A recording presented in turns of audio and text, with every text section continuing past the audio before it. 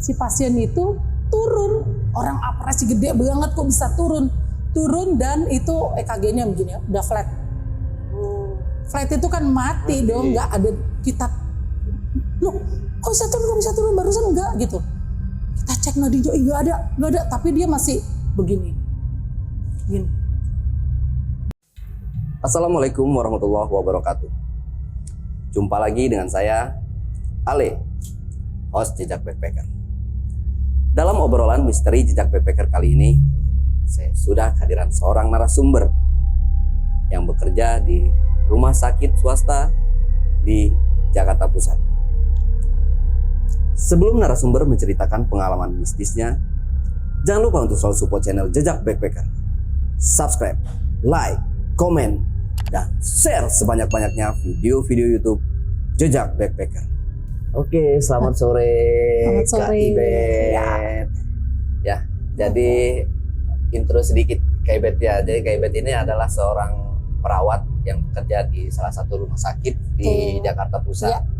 Jadi Kak Ibet ini juga dulu yang pernah merawat saya waktu operasi varises. Pembuluh darah. Ya. Iya. Jadi Kak Ibet ini orangnya baik lah di rumah sakit tersebut. Dia tegas tapi baik. Sempat digalakin sama dia. Oke, Kak Ibet, terima kasih banyak atas waktunya buat Jejak Backpacker. Jadi kita di sini mau mengupas pengalaman Kak Ibet selama bekerja di rumah sakit tersebut. Jadi Kak Ibet ini kan berapa tahun Kak Ibet? 27 ke 28, 28 tahun lah. Oh gitu. 28 tahun ya. Udah lumayan. Sebelum Ibet menceritakan pengalaman mistisnya, saksikan setelah OMG yang satu ini.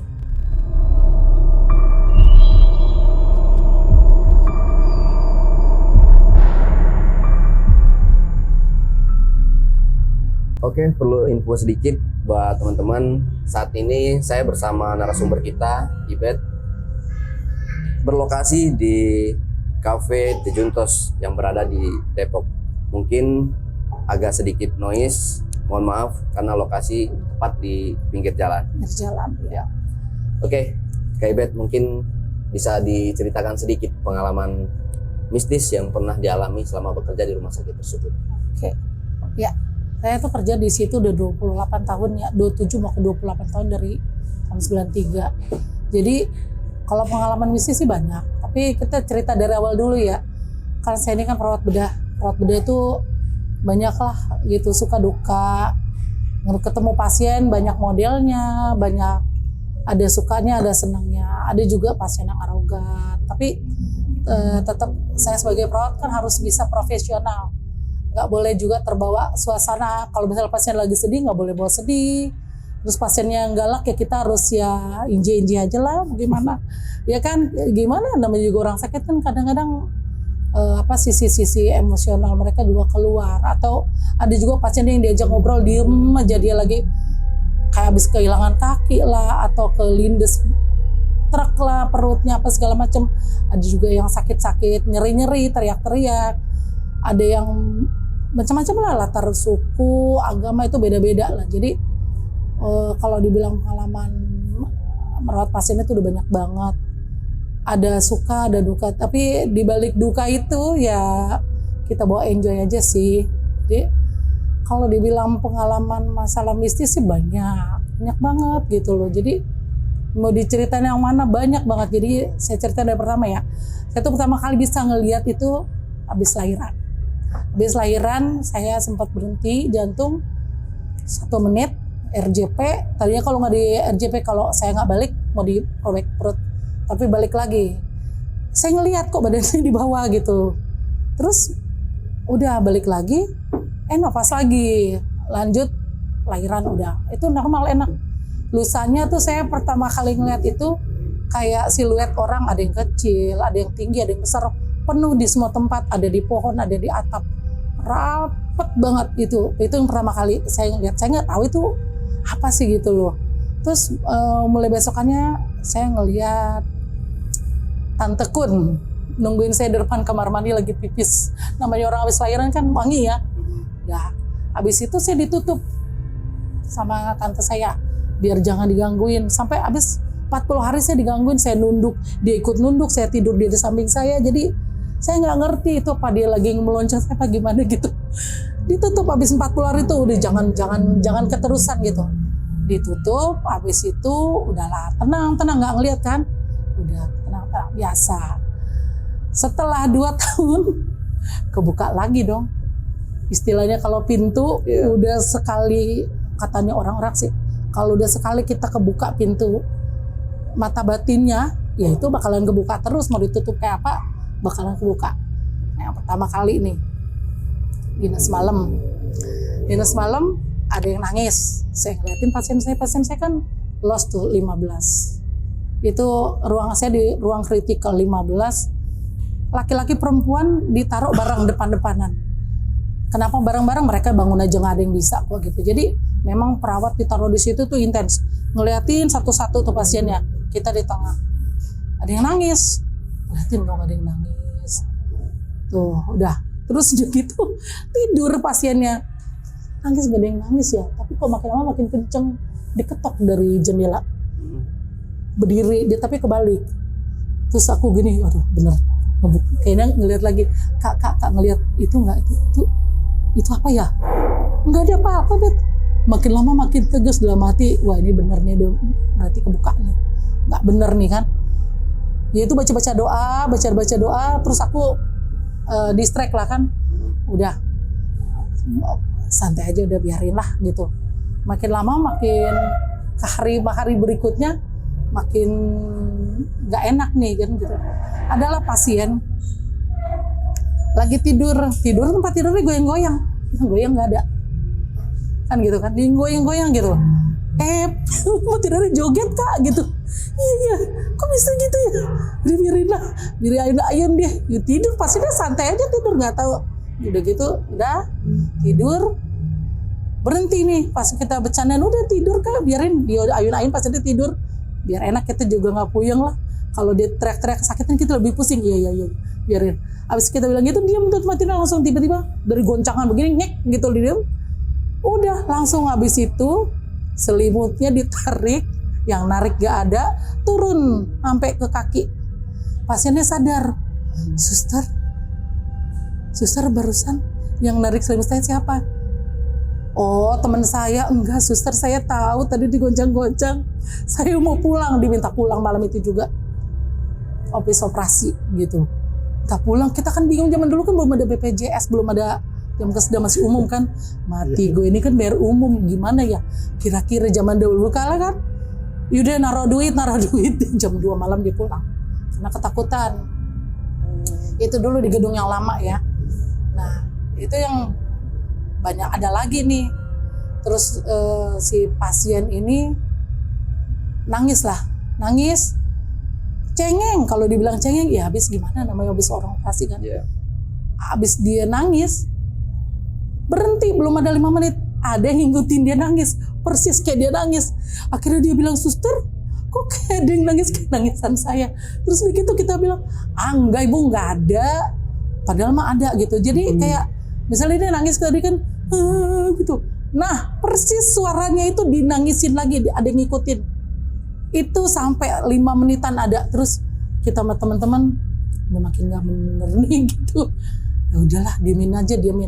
Terus akhirnya si pasiennya juga merasa nggak enak. Akhirnya ibu sholat ya, jangan lupa sholat, jangan lupa waktunya 5 waktu kan. Kebetulan gue kan Katolik nggak bisa nuntun. Akhirnya gue bilang, kakak kalau itu lo gue pertama kali, kakak kalau sholat, kalau muslim itu ngomongnya apa ya gantinya wudhu itu loh?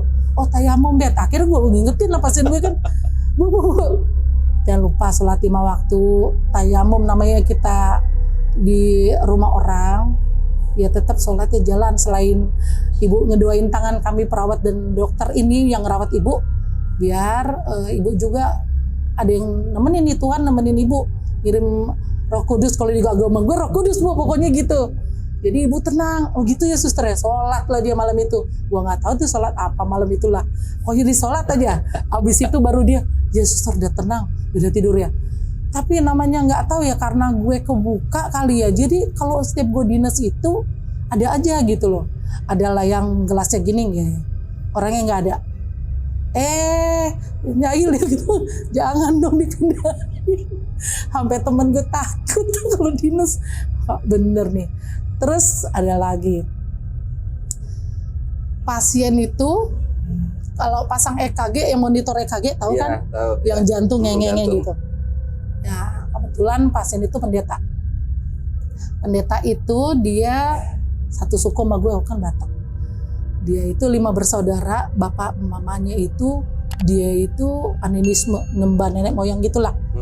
Dia doangnya jadi pendeta. Lah pas lagi saat itu jam offeran jam 7 pagi lah. Si pasien itu turun, orang operasi gede banget kok bisa turun dan itu EKG-nya begini, udah flat. Flat itu kan mati dong, nggak ada kita. Loh, kok bisa turun barusan enggak gitu. Kita cek nadinya, nggak ada, tapi dia masih begini.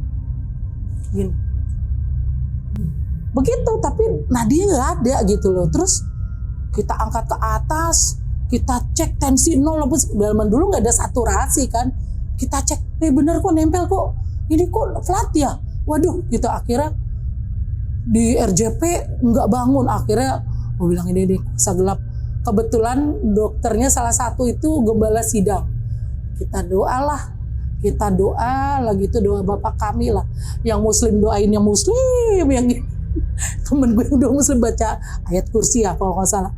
Terus gitu gue yang Kristen kita doain itu. Terus pas udah bilang amin, pasiennya tarik napas gini. EKG-nya tuh bunyi lagi. Dia langsung nangis, dia bilang ini, gue merinding. Makasih ya suster, kepala gue jadi gede.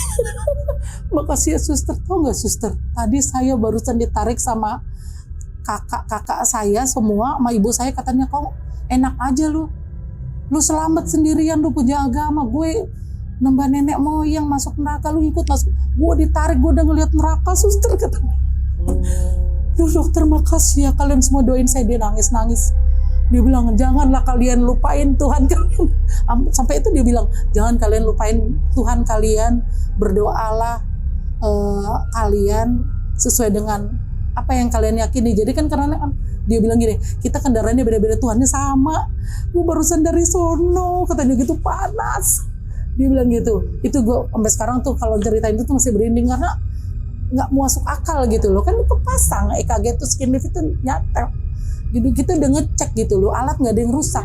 Pas dia tarik napas, dia bilang amin itu ikutan, itu EKG-nya nyala lagi gitu loh. Itu terus ada lagi, itu kan udah lewat ya, ada lagi nih.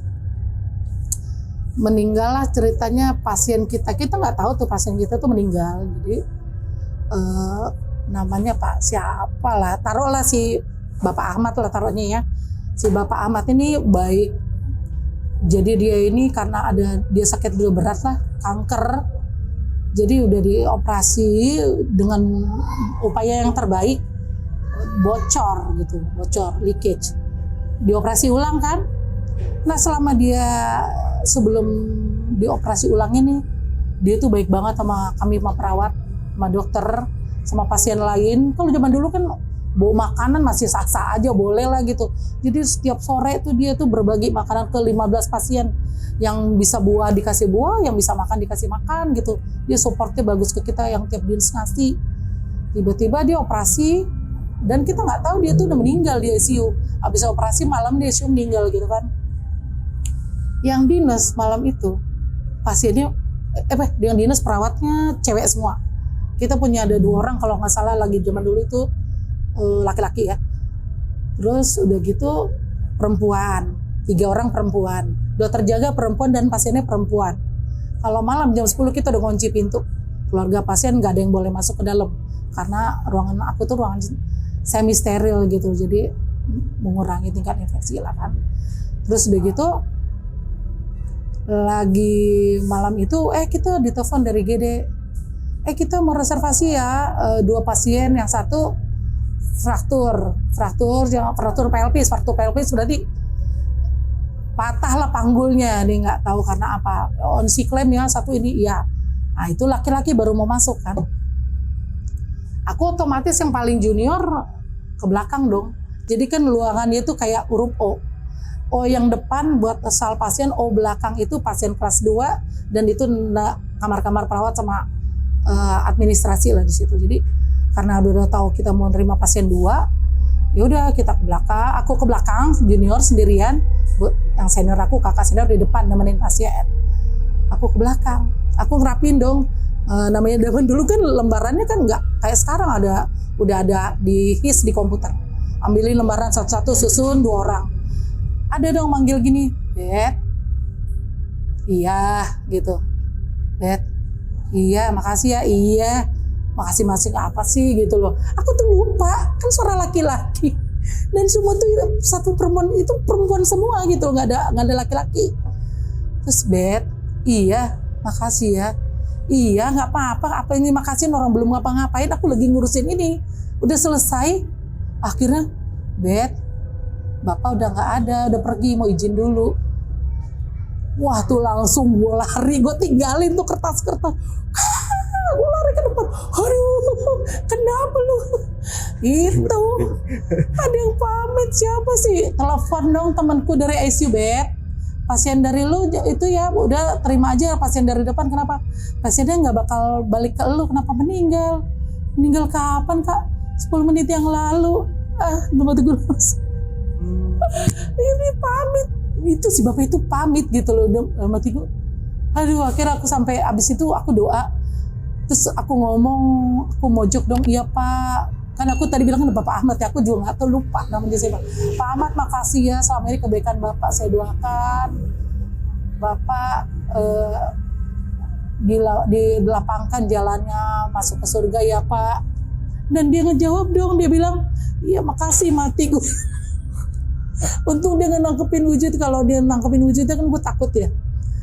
Ya udah, terus abis itu udah lewat kan. Ada lagi nih, tapi ini cerita di ruangan temenku, temen dekatku ya, yang bikin horor itu dirawat lah kan, dirawat terus udah gitu si dokter ini, dari tadi Nancy melulu kerja kalian, Nancy lagi bosen di tensi mulu. Terus tau gak sih si perawat ini balik badan habis Nancy itu dokter dan nembus ke tembok, dan si dokter itu terus langsung minta pulang paksa. Tuh. Nembus ke tembok. Iya. Nembus ke tembok. Dia dan si mulu udah tadi ini kan lagi ceritanya si dokternya lagi gawat. Aku jadi nggak minta pulang paksa, pindah ke rumah sakit yang lain lah gitu kali. Terus tadi yang si bapak itu tadi pamit ke lu itu bilang makasih. Ini doang apa namanya, bayangan atau suara doang? Suara gue nggak mau buka mata, nggak mau, takut. Takut banget. Jadi cuma kedengaran suaranya aja, dia pamit gitu. Iya karena gue nggak buka mata, gue takut, nggak mau ngeliat, serem kalau ditongolin yang enak. Kalau ditongolin yang enak gimana? Ada lagi nih Bang, ini gue mah nggak tahu. Ceritanya gue lagi praktek dulu, lagi gue kuliah, praktek di ruangan gawat darurat kan. Terus udah gitu praktek di ruangan gawat darurat. Nangis lah gue lihat nih cowok, ngapain nih cowok nangis di tangga darurat. Samperin dong, Mas nangis laki-laki, malu, jangan nangis tahu, lo kenapa sih? Iya, gue bingung nih, gue menelpon nyokap gue bokap. Nah zaman dulu kan nggak ada handphone yang kayak kita kan. Iya. Zaman dulu kalau telepon tuh pakai, handphone gue apa ya, CDMA, Flexi kalau nggak salah ya, Flexi. Dan jarang yang punya handphone lagi zaman itulah, masih barang mahal gitu. Kita juga punya handphone gara-gara buat ngomongin dosa. Terus gue tanya, yaudah nomor teleponnya berapa? Yaudah, ya aku telepon dari depan dia, udah gue telepon. Nama bapaknya siapa, ibunya ya? Assalamualaikum Pak. Pak, Bapak punya anak yang namanya, kita taruh namanya Agus ya. Namanya Agus gitu. Oh iya, kenapa? Ini anak Bapak minta dijemput di GD lantai 1 rumah sakit ini gitu. Oh iya. Datang katanya sama ibunya bawa kain, bawa baju. Oh gitu. Iya, yaudah gue bilang nih anaknya di depan saya Pak. Ya orang di depan gue. Yaudah makasih ya suster ya, iya. Terus udah gitu, ya dong, nggak berapa lama kemudian datang nih. Saya nyari ini, pokoknya udah rame lah di depan. Terus udah gitu, nyari anak, nyari siapa. Terus udah gitu, gue papasan nih, kok kayak feeling gue nggak enak deh. Bet. Emang ada pasien yang namanya Agus sih, kayaknya di depan pasien kita udah dikelilingin gak ada yang namanya Agus. Terus udah gitu, sama senior yang di situ, ciri-cirinya gimana? Tadi ada yang nelfon keluarga pasien ya gitu. Oh iya aku Kak tadi. Jadi ceritanya gini Kak, tadi ada anak cowok nih duduk di situ, gue kasih tunjuk tuh di tangga darurat itu tuh nangis. Ya aku tolongin lah, nelfonin keluarganya, kasihan nangisnya udah lama, udah bengkak matanya, katanya luka-luka. Iya. Oh gitu. Terus lu telepon? Iya. Ini yang telepon ini teman, ini junior saya nih, di nunjuk gue. Ini bukan fotonya anaknya, Pak. Ini gini, Bu, gitu. Iya bener ini. Nah, lu tau gak sih, akhirnya kan gue cuma praktek mahasiswa di situ. Gue dipanggil, sini. Serius ketemu sama dia? Iya serius. Nah sekarang gue mana tahu nomor telepon bapaknya, dari kalau nggak ada ya anak itu ngasih tahu kan. Bet, sekali lagi nanya, lu serius? Iya Kak, ini gue dapat nomor bukan dari kantongnya, kantong apa sih? Orang aku diminta tolongin kan gitu. Ya udah gue telepon gitu, cuma telepon doang nolongin orang gitu. Ya udah, akhirnya lo ya gue bingung nih, itu berarti yang janjiannya itu habis kecelakaan. Ya udah kasih tahu aja, anaknya mati tahu. Lu ngomong sama siapa barusan gitu. Oh. Kecelek lagi. Jadi ternyata yang gue ajak ngobrol itu bukan manusia, udah almarhum.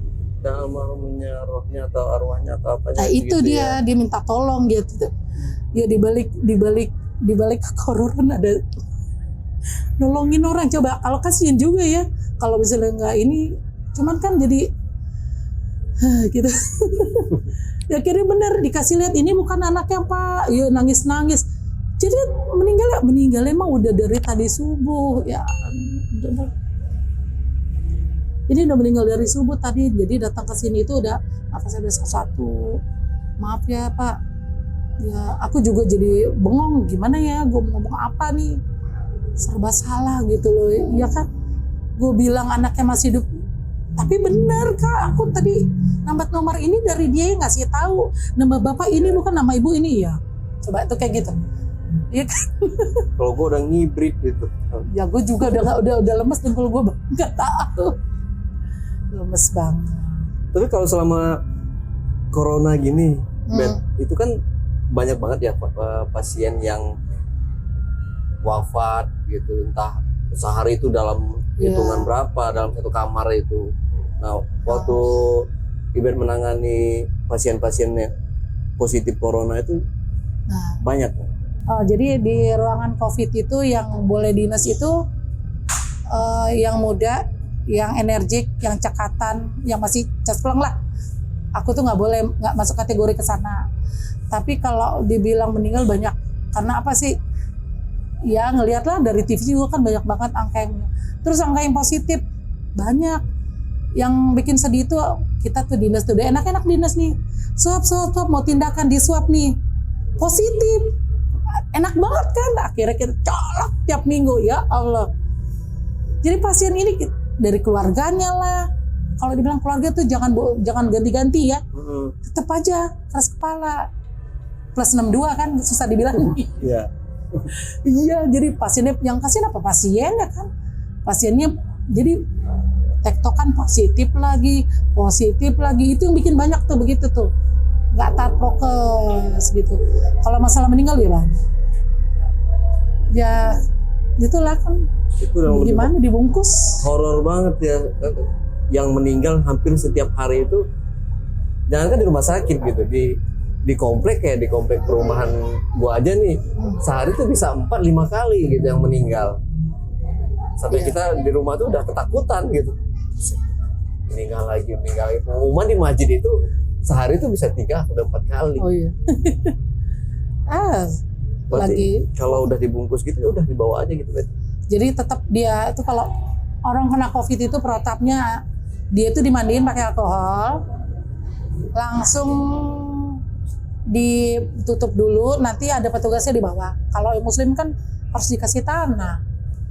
Iya kan? Kalau karena harus nyium tanah kan. Jadi tetap aja itu ada protokol sendiri, ada SOP-nya biar dia itu biar sesuai dengan kepercayaannya gitu, tata cara bungkus mayatnya gitu. Mungkin ada tambahan lagi nih, Bet. Pengalaman selama di rumah sakit tersebut. Ya, oke. Ini ada pasien gue habis dari ICU.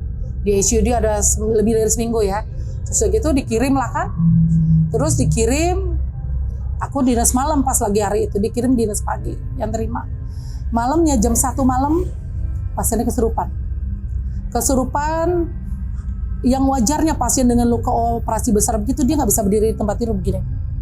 Terus cekikikaan gitu, ibunya udah pusing, nangis-nangis, udah didoain, datanglah teman gue, Bet panggil satpam, emang satpam bisa musir hantu, gituin aja, akhirnya pusing. Akhirnya kita doain bareng-bareng, dia marah dong. Kita kan sama-sama sini, lu ngapain ngurusir gue? Gue mau bawa ini anak baik. Kita tuh perang sama dia 1 jam. Yang di guru ngajinya udah ngedoain dia sama. Akhirnya doain. Nah ini trik buat kalian nih kalau ketemu kayak gitu-gituan tuh, kasih garam ubun-ubunnya.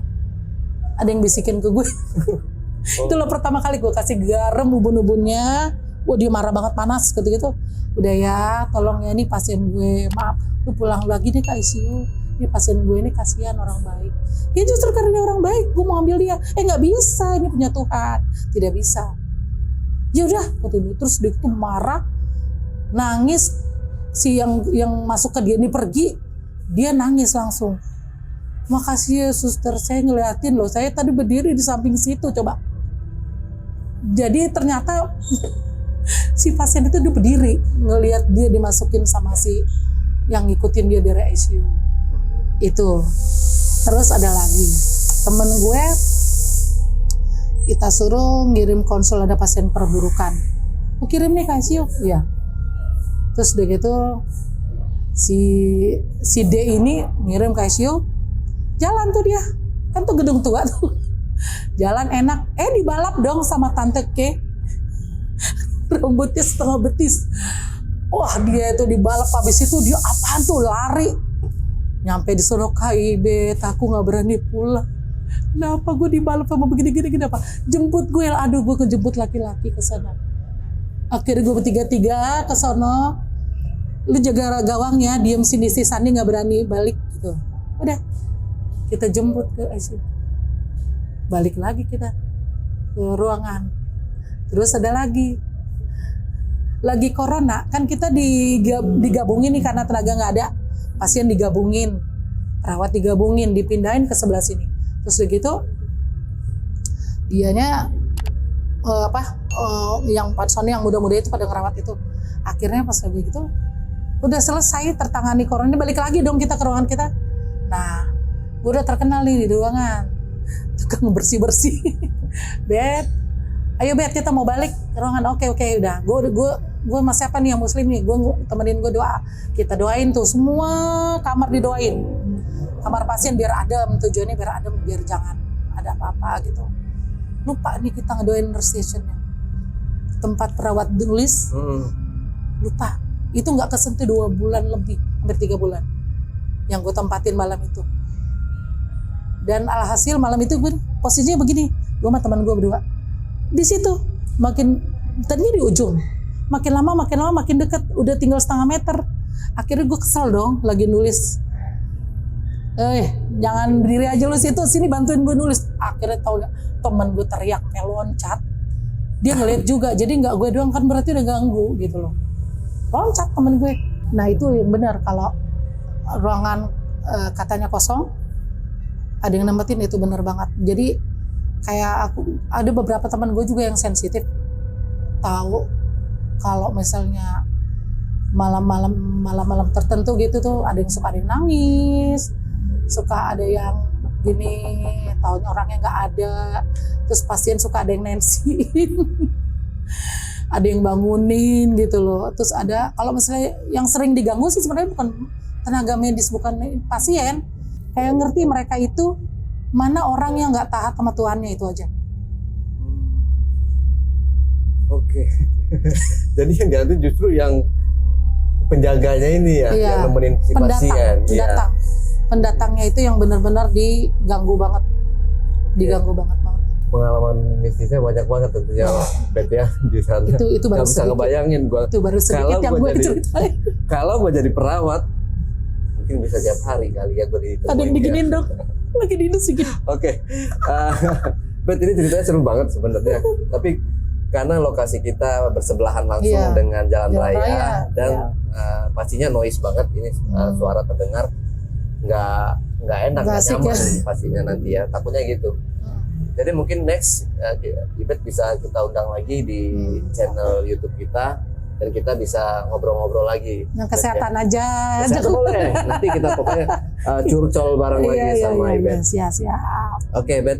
Oke. Nah, JPackers, itulah obrolan misteri jejak backpacker bersama narasumber kita, Ibet, seorang perawat di rumah sakit swasta di Jakarta Pusat. Jangan lupa untuk selalu support channel Jejak Backpack. Subscribe, like, komen, dan share video-video YouTube Jejak Backpacker. Wassalamualaikum warahmatullahi wabarakatuh. Ya. Oke, Ibet. Terima kasih atas waktunya. Siap. Sampai jumpa.